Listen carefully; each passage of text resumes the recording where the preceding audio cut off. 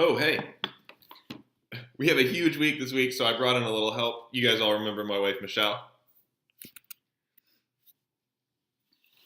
So week 10 was huge. Upsets everywhere.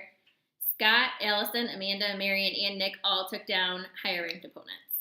Yeah, I really can't believe I'm saying this, but welcome to the Hundo Club, Nicholas. I still think you're a witch. We also enter the last 3 weeks of the fantasy football season as Lions fans try and figure out whether we want Browns to go 0-16 or if we want to show mercy and be good people. Some more changes in the race for the Cup. Madison and Cleveland switch places. Farmington makes a push for the top 3. And Berkeley pulled, I don't know what that word says. Passes Chicago for number 2. What you're discovering here is that I wrote the script for Michelle and my handwriting isn't as good as it once was. It looks like Pally's. Well, Berkeley, Pally, Chicago for number 2. We have a huge week this week, as I said. We have 4 couples facing off, so we're going to cover each of them in the order of length of time they've known each other. That means first up is Cece versus Will in a game that we're calling the calm before the storm. That's because this is the last week before Celia goes crazy for its Black Friday working in retail. These things can get so intense that you might not have noticed that only one of these pictures is from a zombie movie. So fortunately, these two have already seen each other pretty crazy. The first time that we ever met Will, he blacked out due to hunger, and when he came to, he had stolen an Oakland University keychain. So Cece and Will are also moving in together this week. And I think this means the days are numbered for Will's cushioned wolf toilet seats. So speaking of moving in together, Matt and Amanda are facing off as roommates for the first time in a game we're calling the Christmas Tree Wars. I've been trying to get Matt to decorate for the holidays for years, and now Amanda's taking up that fight. She's has Rockefeller Center dreams, and Matt is more of a Charlie Brown. So we'll see who wins it out.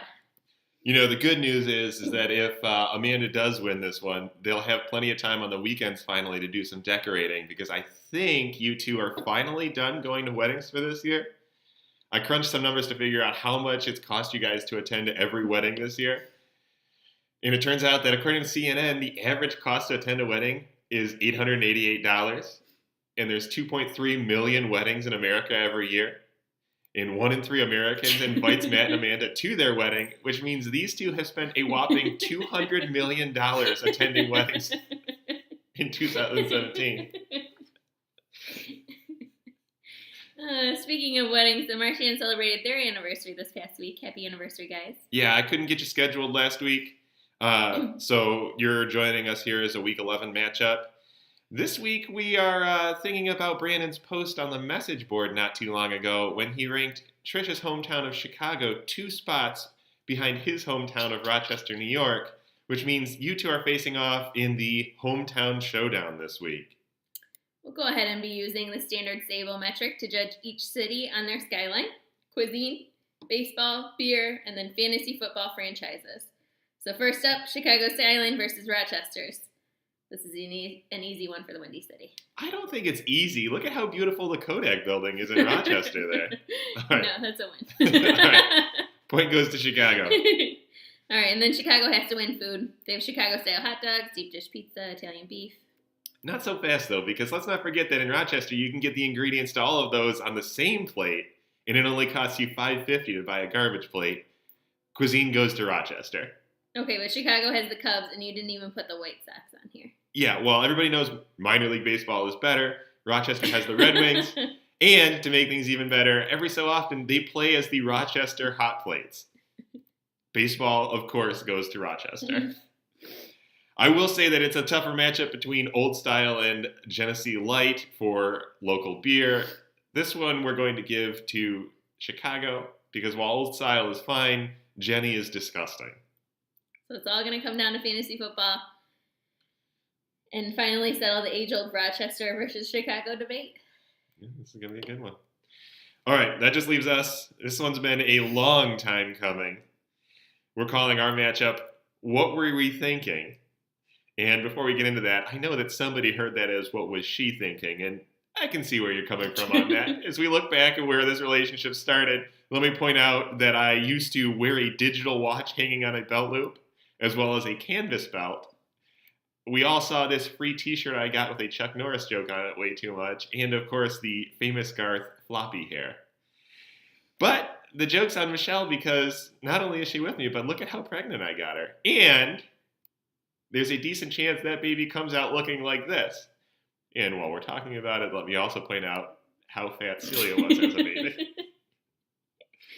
All right, so what were we thinking scheduling this for Garth's birthday week? We take this way too seriously. Yeah, we got back from Cleveland a couple weeks ago. And we looked at each other and realized this was a disaster. We are not going to be kind to each other about this game. And you can see that in the texts that we've been sending each other for the past several weeks leading up to this week. So we thought we'd give you a little dramatic reading of real text messages from several weeks back leading up to today. I said, inform Carla that Connor must remain a baby forever. My heart can't handle all this growing up. Send me that video. Maybe. Or maybe I'll only show you if you lose week 11. What? Show your sweet, loving, pregnant with your child life. Fine. Let me figure out how to do that real quick. Hold on. Since I've done what you wanted, now you have to tell Carla to keep Connor a baby. I did. Good. Now you just need to lose on my birthday week and we'll be all set. Not losing on your V-Day week, babe. I'm determined to get you on your V-Day weekend. Michelle! Garth!